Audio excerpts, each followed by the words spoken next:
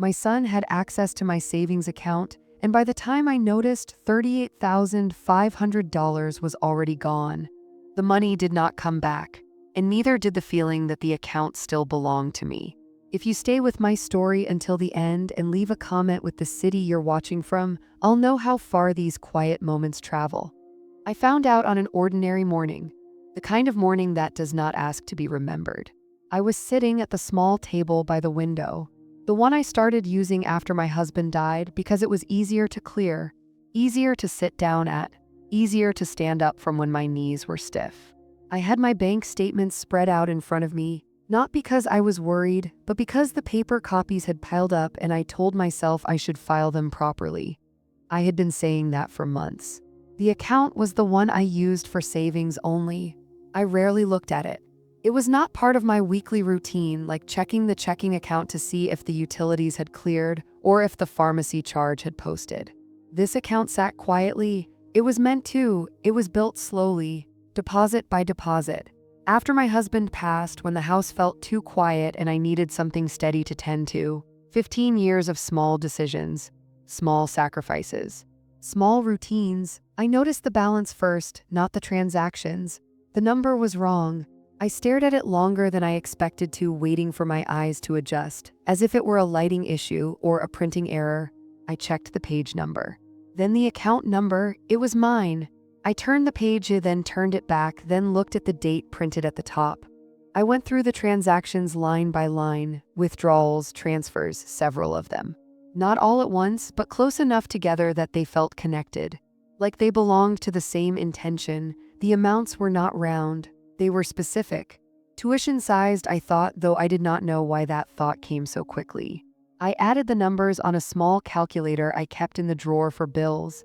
The total came to $38,500. I checked it twice. The calculator made the same sound each time. The small click when I pressed the buttons, the sharper one when I cleared it. The number stayed the same. I did not feel anything yet. I noticed that first later on when I tried to remember the moment. At the time, I was occupied with procedure. I checked the dates. I checked the bank name. I checked whether I had missed a statement. I told myself there must be an explanation that did not require urgency. I called the bank. I sat through the recorded menu, listening carefully so I would not press the wrong number and have to start over. I gave my information. The woman on the line spoke calmly, professionally, the way people do when they assume the problem is small. She confirmed the transactions. She confirmed that they were authorized. She confirmed that my son's name was still on the account, listed as someone who could access it if needed. I thanked her. I always thank people, even when I am not sure what I am thanking them for. I hung up and wrote the date and time of the call on the corner of the statement, a habit from years of managing things myself. I sat there for a while after that. The papers stayed where they were, the table stayed quiet.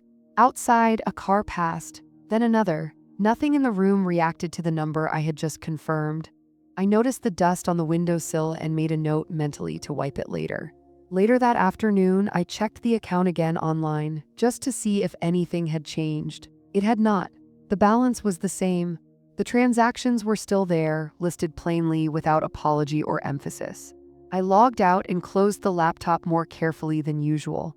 I did not call my son that day. I did not tell anyone. I made dinner the way I usually did, something simple because I was tired. And because cooking for one does not invite complexity, I washed the dishes and set them in the rack. Before bed, I moved the bank statements into a folder, labeled it, and placed it in the drawer with the others. Over the next few days, small confirmations kept appearing, uninvited, a notification from the bank, a mailed statement that arrived late, folded the same way as always. Each one said the same thing without saying anything new. The money was gone, the access had been used, the process was complete. I found myself checking the mailbox more carefully than before, even though there was nothing specific I was waiting for. When the mail arrived, I brought it inside immediately instead of leaving it on the counter. The bank envelope looked the same as it always had. White, thin, official. I called the bank again. This time to ask if there was any kind of hold or review period. Something procedural that might slow things down. There was not. The representative explained it plainly.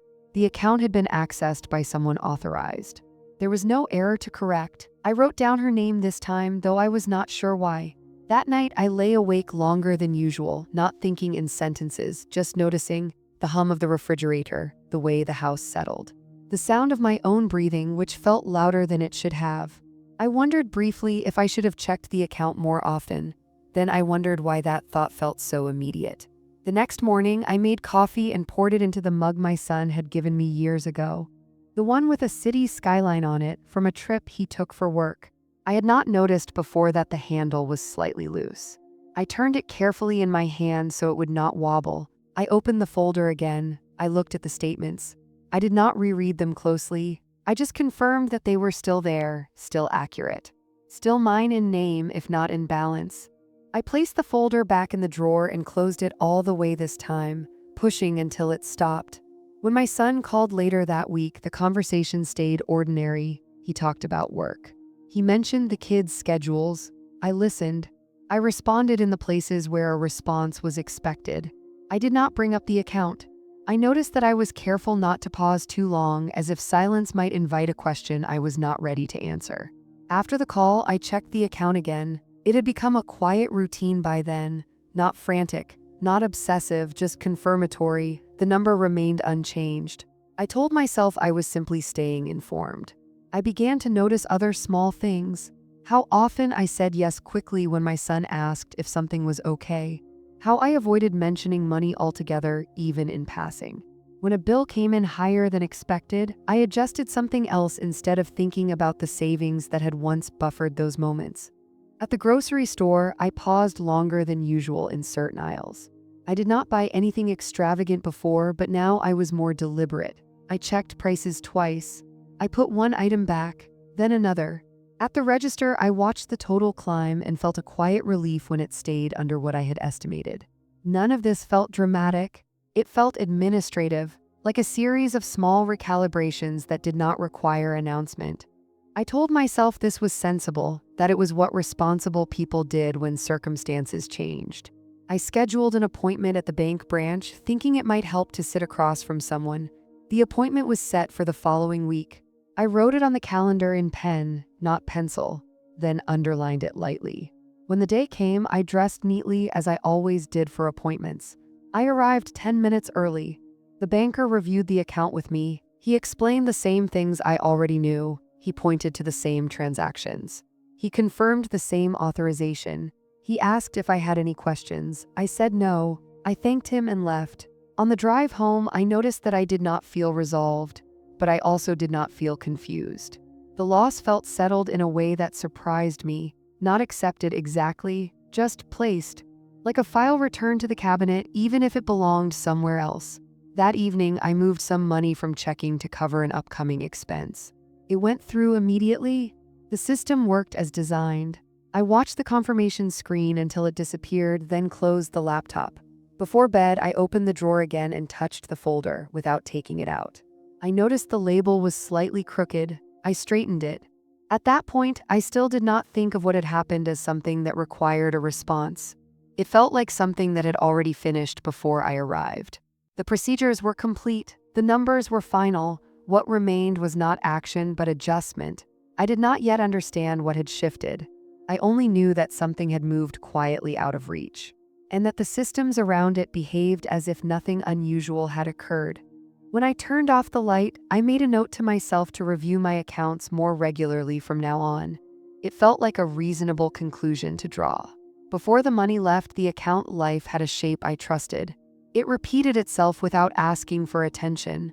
The days were not exciting, but they were predictable in the way that lets you move through them without checking your footing. I had arranged things so that nothing depended on urgency. After my husband died, I learned quickly which routines mattered. Not the sentimental ones people talk about. The practical ones, bills paid on the same day each month. Groceries on Tuesdays, laundry on Fridays. Phone calls returned within a day, even if the message was short. These were the things that kept me from feeling untethered. They made the house feel occupied, even when I was alone in it. The savings account was part of that structure, though I rarely interacted with it. It existed as reassurance more than resource. I knew the approximate balance without knowing the exact number. That was enough. It meant I could say yes to certain things without calculating too carefully. It meant I did not have to explain myself if I replaced an appliance sooner than planned or booked a flight to visit my son when one of the grandchildren had a school event. When my son asked years ago if he could be added to the account, it did not feel like a decision that needed weighing. He framed it as practical. Just in case, he said. I understood what he meant without asking for specifics. In our family, just in case had always meant illness, accidents, things you do not like to imagine but prepare for anyway. At the bank, the paperwork took longer than the conversation. I signed where they pointed. He signed where they pointed. The teller smiled at us both. It felt like a small gesture of responsibility being passed forward, not taken. After that, nothing changed in any visible way. My son never mentioned the account again.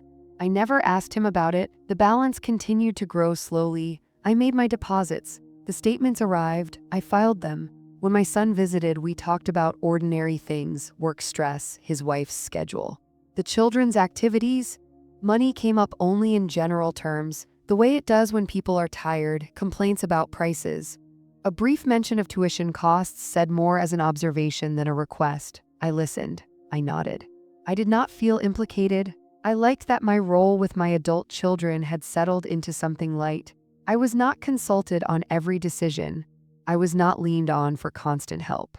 When I offered something, it was received as generosity, not obligation. That balance mattered to me more than I admitted, even to myself.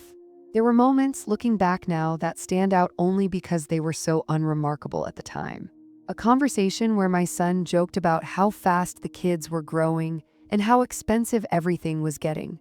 A comment from my daughter-in-law about how lucky we were to live in a country with good schools, even if they came at a cost. I remember agreeing, though I do not remember why I felt the need to. The savings allowed me to stay slightly outside those concerns. Not detached exactly, just not directly involved. I could sympathize without calculating. I could listen without offering solutions. It kept our conversations uncomplicated. On my side, my needs were modest. The house was paid off. My expenses were steady. I had learned how to live within the margins left to me. The savings were not something I planned to touch unless something truly changed. That was how I defined security by then, not abundance. Insulation. I did not think of the account as something shared, even though technically it was. It still felt like an extension of the life I had built after loss. Quietly, deliberately, the money carried the memory of restraint, of choosing not to spend when spending would have made the days easier, of saying no to myself often enough that saying yes later felt earned. When my son called, I answered without hesitation. When he visited, I rearranged my schedule. When he asked for advice, I gave it carefully, aware that advice from parents can weigh more than intended. I was conscious of not overstepping, of not reminding him that I had once been the one making the decisions. That awareness shaped how I moved around my children. I let them lead. I adjusted. I waited to be asked. It was a role I had grown into without noticing, and it worked because nothing tested it. The savings account sat behind all of that. Unspoken, it was not part of my identity as a mother or grandmother. It was not leverage. It was simply there, like a wall you assume will hold because it always has. Even the act of not checking it regularly felt reasonable then. I trusted the structure I had put in place. I trusted the people within it. Trust at that time did not feel like a choice. It felt like continuity. In the weeks before I discovered the loss, there was no sense of transition. No warning that something had shifted. The mail came. The phone rang. The calendar filled and emptied as usual. I lived inside the rhythm I had built, unaware that part of it had already been altered. When I think about that period now, what strikes me is not what I missed. It is how complete it felt. Nothing seemed provisional. Nothing felt borrowed. My place in my family was quiet but intact, defined by steadiness rather than contribution. That was what life looked like just before, not generous, not strained, simply balanced in a way that allowed me to move without thinking about where the edges were. And because it felt that way, I had no reason to look behind me, to see if something was already being taken. After I found the withdrawals, the days did not reorganize themselves around the loss.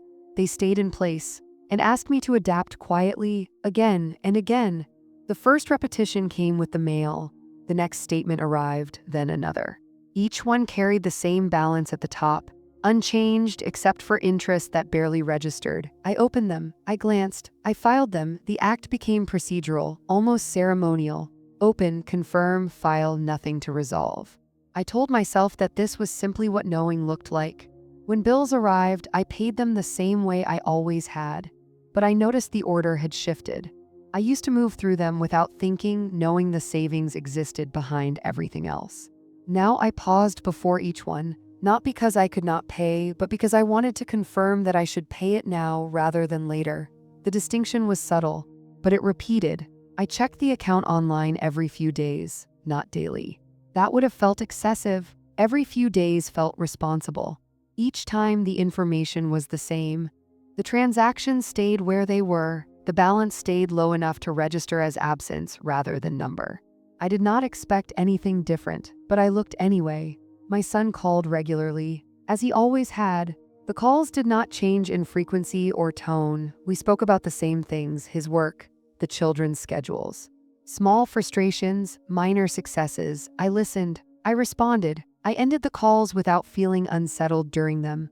Afterward, though, I found myself reviewing the conversation, not for meaning, but for omission. I noticed what was not mentioned. Money did not come up. Neither did the account. The absence repeated until it felt deliberate. Though I could not say on whose part, I adjusted my spending without announcing it to myself. I stopped ordering takeout on nights when cooking felt tiring. I delayed replacing a chair that had begun to wobble. I decided against a short trip I had been considering, telling myself it would be better to wait until the weather improved. Each decision stood alone. Together, they formed a pattern. At the grocery store, I developed a habit of rounding down mentally. If something cost more than I expected, I recalculated the rest of the list rather than questioning the item. I began to recognize which brands I no longer reached for automatically. This, too, repeated until it no longer felt like a choice. When my son visited with the children, I noticed how carefully I timed things. I served meals that were filling but not elaborate. I avoided suggesting outings that required tickets or fees. When someone mentioned doing something that cost money, I responded neutrally, neither encouraging nor discouraging. I did not want to appear changed. The bank sent a notification one afternoon, a routine message about account security. I read it twice. The language was generic, nothing required action. Still, it reminded me that systems continued to function around a situation that felt personal, but was treated as ordinary. I called the bank once more, this time to ask about changing access permissions. The process was straightforward: forms, identification, a waiting period. I scheduled it for later, not because I was uncertain, but because it did not feel urgent. The loss had already occurred. The repetition had already set in. When I finally went in to complete the change, the teller asked routine questions. I answered them. My son's name was removed from the account. The teller did not comment. I did not comment. The paper printed. I signed. The procedure concluded. On the drive home, I realized that this, too, had not altered the balance. It only altered the future, in a narrow, technical way. The calls with my son continued as before. I did not tell him about the change. He did not mention anything that would suggest he had noticed. The silence around the topic remained intact. I found myself waiting for a moment that would clarify something, not a confrontation exactly, just a shift, a signal. But the days continued to stack quietly on top of one another, each one confirming that nothing was going to announce itself. I noticed how often I said, "That's fine," how often I declined offers without explanation, how rarely I brought up plans that extended too far into the future. These were not decisions I made consciously. They surfaced through repetition. Even my posture changed slightly.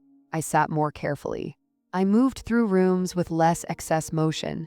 I did not want to risk breaking something that would require replacing sooner than necessary. This thought surprised me because I had not considered myself fragile before. When I spoke to friends, I did not mention the account. Our conversations stayed where they always had. Health, families, the weather. I did not want sympathy. I did not want advice. Mostly, I did not want the situation to become a story. Still, the loss announced itself in small, administrative ways. A declined automatic payment I had forgotten to adjust. a reminder email about a minimum balance, a notice that required acknowledgement even though it changed nothing. Each time I handled it calmly. I corrected the issue. I moved on. The systems accepted my responses without resistance. What repeated most persistently was the sense of being slightly out of step with the life I had been living. Not excluded exactly, just repositioned. I noticed it when my son talked about future plans that did not include me, not intentionally but naturally. I noticed it when I hesitated before offering help, unsure now whether offering would be appropriate. I told myself this was part of aging, that roles shift, that independence looks different over time. These explanations fit well enough to quiet the thought, but they did not stop it from returning. At night, I sometimes reviewed the day the way I always had, mentally checking off tasks completed and things to remember tomorrow. Increasingly, money appeared on that list, not as a problem. As a variable, that alone marked a change. The repetition did not exhaust me, it instructed me, it taught me what to expect without saying it directly. Over time, the adjustments became smoother, less noticeable. The loss did not demand attention anymore. It simply shaped the perimeter of my days. And because it repeated without escalation, it became easy to believe that this was how things were meant to be now. Even if I could not have said when exactly that decision had been made, as the adjustments settled into routine, something else began to surface. Slower, less defined, it did not interrupt my days, it followed them. Lingering in the pauses between one task and the next. I noticed it most when I considered speaking and then did not. There were moments when it would have been natural to mention the account, a comment about rising costs, a shared frustration about tuition, an offhand reference to how long it takes to build savings. Each time, the thought formed and then stalled, not because I decided against it, because I could not tell what would follow if I let it continue. I told myself I was choosing calm. That silence was a way of keeping things steady, that nothing good came from reopening something already concluded.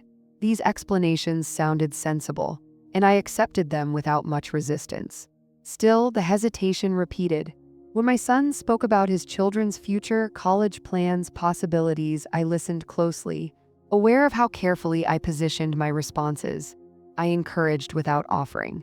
I acknowledged without committing. I did not want my words to create an expectation I was no longer sure I could meet. This restraint felt responsible, but it also felt new. I had not had to monitor myself this way before. Sometimes, after our calls, I found myself replaying specific phrases, not for tone, for placement. Had I sounded supportive enough? Had I sounded distant? Had I said too much by saying nothing at all? These questions circled without settling. I noticed the conflict most clearly when I thought about fairness, not in terms of the money exactly, in terms of roles. I had always believed that adulthood brought a certain balance between giving and autonomy. That helping was something offered, not assumed. I wondered when that line had shifted, and whether I had been present for it when it did. There were moments when I almost felt relieved that the decision had been made without me, relieved not to be asked, relieved not to weigh the cost. This thought unsettled me when it appeared. I pushed it aside, telling myself it was simply fatigue. At the same time, there were moments when I felt a quiet resistance rise, brief, contained. A sense that something had been taken out of sequence, that the order of things mattered. Even if the outcome might have been the same, I did not know how to hold both thoughts at once. So I did not try, I let them alternate instead, one receding as the other approached. I avoided conversations that might narrow into questions. When my son suggested a visit, I agreed readily.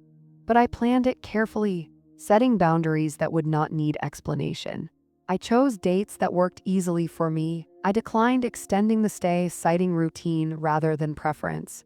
During the visit, everything proceeded smoothly. Meals were shared, stories were exchanged. The children moved through the house as if it were familiar, which it was. I watched them and felt something steady, untroubled. And yet, beneath that, there was an awareness I could not place, a sense of being present in a slightly altered capacity.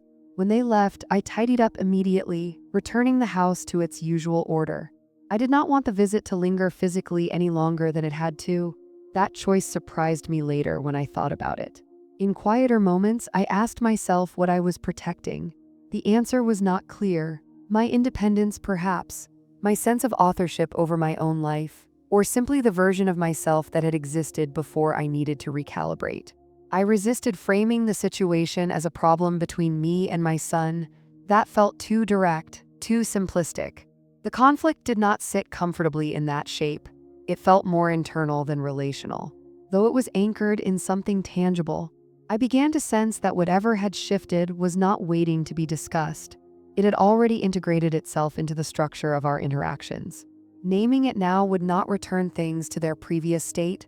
It would only acknowledge that the change had occurred. This realization did not arrive fully formed.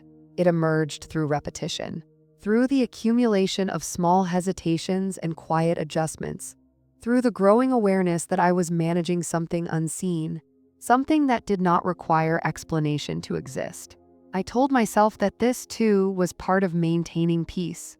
That understanding did not always need to be shared to be real, that some conflicts resolved themselves by becoming part of the background.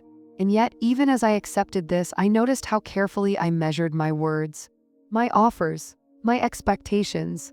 The ease that had once defined my place in the family no longer came automatically. It required attention. That attention did not feel heavy. It felt deliberate. By the time I recognized it as conflict, it had already shaped how I moved forward, not dramatically, not visibly, but consistently enough that it no longer felt temporary. I did not yet know what this meant, only that I was now holding something that could not be returned to where it had come from, and that I was doing so quietly as I had learned to do many things over the years. The realization did not arrive as a thought so much as a change in how I understood my own movements. I noticed it one afternoon standing in line at the bank, waiting to deposit a check. Watching the numbers on the screen advance slowly, there was nothing unusual about the transaction. It was routine. I had done it many times before. Still, I felt a faint distance from the process, as if I were participating in something that no longer centered me in the same way. The teller greeted me by name. I responded. She asked if there was anything else she could help with. I said no. Even though, technically, there were many things she could have helped with, I did not ask. I took the receipt and folded it neatly, placed it in my purse where it would stay until I sorted papers later that evening. On the walk back to the car, I realized that I no longer thought of the savings as a resource I controlled. It had become something already used, already assigned a purpose that was not mine to define. Even the remaining balance felt provisional, as if it were waiting for a reason to leave. This understanding did not upset me immediately. It settled instead, aligned itself with the patterns I had already been following, the careful spending, the neutral responses, the reluctance to initiate plans. These behaviors now made sense in a way they had not before. At home, I reviewed my calendar for the month ahead. I noticed how few commitments were written in. Not because I had withdrawn from people, but because I had stopped assuming my presence was expected. Invitations now felt like things to respond to, not anticipate. I thought about the account again. Not in terms of money, but in terms of permission. When my son had been added to it, I had believed it preserved my autonomy by preparing for emergencies. Somewhere along the way, that preparation had been interpreted differently.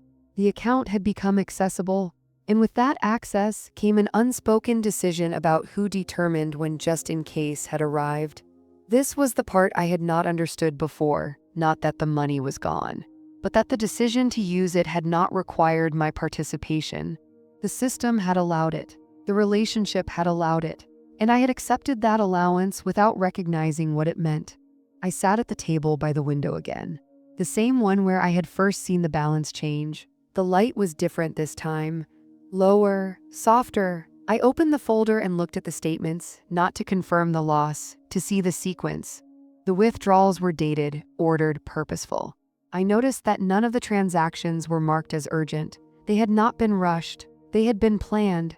This detail stayed with me. It told me the loss was not the result of panic or confusion. It was the result of confidence. Someone had felt authorized, not just procedurally, but personally. That confidence did not come from nowhere. It came from a shared understanding I had not realized I was part of. I thought about the years after my husband died. How often I had positioned myself as capable, steady, not needing intervention. I had wanted my children to see me that way. I wondered now if that image had also made it easier to assume I would adapt quietly, without resistance. The realization did not accuse, it clarified. I saw that my role had shifted, from decision maker to fallback, from person to be consulted to resource to be accessed. This shift had not been announced. It did not need to be. It had occurred within systems that function smoothly when no one objects. I did not feel the need to correct it. That surprised me. Instead, I felt a steady acceptance that the position I occupied in my family was no longer defined by choice, but by availability. That understanding did not bring relief or anger. It brought orientation. I understood now why I had been adjusting without complaint, why I had removed access quietly, why I had not spoken. These were not acts of avoidance. They were acknowledgments. I had been responding to a reality that had already settled. As evening approached, I made dinner and ate at the table, not distracted by television or music. I noticed the sounds of the house, the way the floor creaked when I stood, the way the light shifted as the sun lowered. Nothing in the room reflected what I had realized. That felt appropriate. The realization did not belong to the room. It belonged to how I would move through future interactions. Later, when I received a message from my son about scheduling a call, I replied with a simple confirmation. I did not add anything else. I did not suggest another time. I waited. This waiting felt different from before. Not hopeful, not tense, just deliberate. By the time I went to bed, the realization had settled into something stable. I knew now that the loss was not only financial. It was structural. My place had not been taken away, but it had been reassigned. And understanding that did not prompt action, it prompted alignment. I turned off the light and lay still, aware that the question I had been circling for weeks no longer needed to be asked. It had already been answered. Quietly, through repetition and acceptance, without ever requiring words. The decision did not feel like something I made. It felt more like something I stopped postponing. I noticed it first in the way I organized my papers. One morning, I took out the folder with the savings account statements and placed it in a different drawer, farther back. Behind documents I rarely needed. It was not an attempt to hide it. It was an adjustment in access. I no longer needed it within reach. That same day, I revised my budget, not dramatically. I did not cut categories. I did not set strict limits. I simply removed assumptions. I recalculated monthly expenses without referencing savings at all. The numbers worked. That was important to confirm. I printed the page and placed it with the rest of my records. I did not mention this to anyone. When my son called later that week, I answered as usual. The conversation followed familiar lines. At one point, he mentioned how busy things had been and how quickly the years were passing. I agreed. I did not fill the space with reassurance or commentary. I let the observation stand on its own. After the call, I noticed that I did not feel the urge to check the account. That urge had been present for weeks, quietly persistent. Its absence felt like a signal, though I did not interpret it immediately. In the days that followed, I made a series of small, unremarkable choices. I updated my will. I changed beneficiaries on a few accounts. I scheduled an appointment with an advisor, not to discuss growth or strategy, but to ensure clarity. The meeting was brief. I asked precise questions. I received straightforward answers. Everything was documented. Nothing required explanation. I did not inform my children of these changes. They did not ask. The systems accepted the updates without resistance. The paperwork moved through its channels efficiently, as if this had always been the intended order. At home, I adjusted how I planned ahead. I stopped penciling in visits months in advance. I waited to be invited, and when I was, I considered the timing carefully before agreeing. I chose options that fit easily within my routines rather than stretching them. This was not withdrawal, it was calibration. I noticed that I no longer volunteered help unless it was requested directly. Even then, I offered what was manageable, not what was generous by default. The distinction mattered. It preserved a boundary I had not known I needed until it existed. There was no moment where I told myself explicitly that my role had changed. I simply began acting as if it had, and the world adjusted accordingly. Nothing pushed back, no one questioned the shift. That confirmation in itself was instructive. I found that my days felt steadier, less anticipatory. I no longer waited for cues that might invite me forward. I moved when it was appropriate. I stayed still when it was not. One afternoon, I received a message from my son, asking if I might be able to help with something related to the children's schedule. I read it carefully. I considered my response. I replied with what I could do, clearly, briefly. I did not add alternatives. I did not apologize. The exchange concluded there. I noticed afterward that I felt neither satisfaction nor resentment, only a sense of alignment between what I offered and what I was prepared to give. That evening, I updated my calendar. I left more space between commitments. I marked personal appointments more clearly. I wrote reminders to myself in full sentences, not shorthand. This felt important, though I could not have said why. The decision continued to express itself through these small acts. I did not announce it because there was no audience for it. It was not meant to be understood by anyone else. It was meant to be lived. As the days passed, the absence of explanation became part of the structure. I did not revisit the savings account. I did not rehearse conversations that might never happen. I did not imagine outcomes. The choice had already settled into place, and because it required no defense it held, the consequences did not arrive all at once. They appeared gradually, folded into ordinary interactions, subtle enough to be mistaken for coincidence if I had not been paying attention. I noticed it first in how plans were made. Invitations became more specific, less open-ended. Dates were proposed rather than discussed. Times were fixed before I had responded. When I accepted, the plan moved forward without adjustment. When I declined, it continued without me. No one commented on this change. That was part of the consequence. When my son called, the conversations stayed warm but shorter. We covered updates efficiently. The children's schedules, work obligations, upcoming events. There was less space for drifting into topics without purpose. When silence appeared, it was allowed to remain. I found myself ending calls without the familiar sense that something had been left unfinished. That surprised me. It suggested that expectations on both sides had narrowed, aligned more closely than before. I no longer received casual questions about availability. Instead, requests arrived framed around specific needs. Could I watch the kids on a certain afternoon? Could I pick something up? Could I confirm a date? The requests were reasonable. I responded to them as such. What disappeared were the assumptions. I noticed this absence most clearly when it came to money, not because it was mentioned, because it was not. Conversations that once brushed lightly against costs now avoided them entirely. There were no comments about tuition pressures or household expenses, no shared observations about prices rising. It was as if that topic had been quietly reassigned to another category, one that no longer included me. At first, I wondered if this was intentional.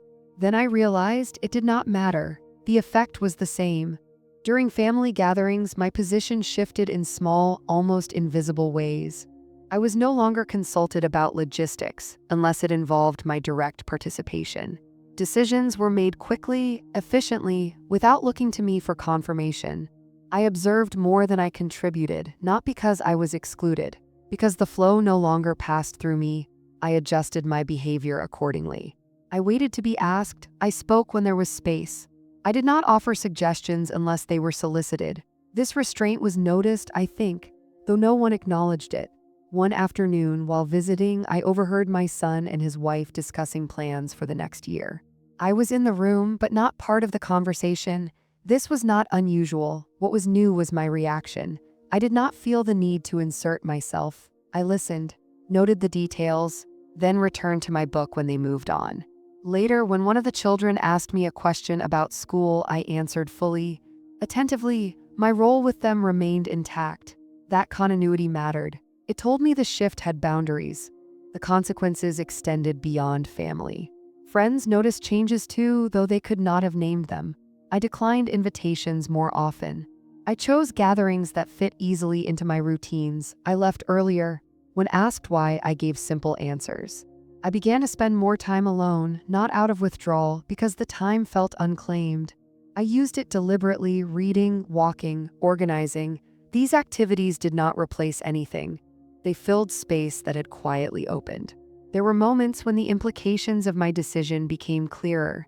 A holiday planned without reference to my schedule, a milestone discussed after the fact rather than before. Each instance was small, reasonable, defensible. Together, they formed a pattern. I did not challenge it, I observed it. And in observing, I noticed something else: the absence of tension.